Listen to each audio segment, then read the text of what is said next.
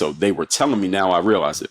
So I made that video and the response was overwhelming. People said, yes, yes, yes, please do some mindset every week.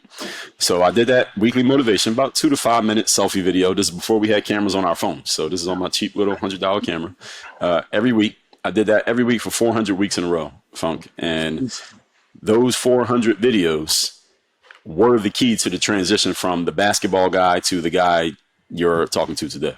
Right. Because those videos, number one, three things happened. Number one, the athletes started to say to me, Dre, the way that you break down mindset is better than the way you break down basketball. Like, you need to be talking about that like all the time. You could be a coach or a philosopher or a college professor the way you're explaining it.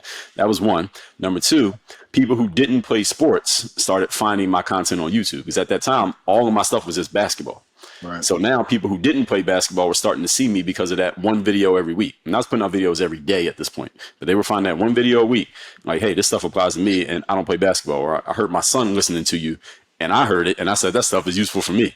So that was number two, telling me, hey, this is valuable off the court. And I was always looking for what am I going to do after basketball? Because I knew I didn't want to be a trainer or a coach. I wanted to step away from basketball. Well, who can I serve? All I got is this basketball experience. What do I have for them?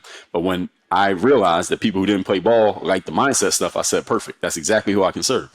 And number three, 400 weeks in a row of practice articulating yourself makes you really good at it. So I basically got my 10,000 hours in doing those videos. So by the time I stopped playing, I was ready to do professional speaking.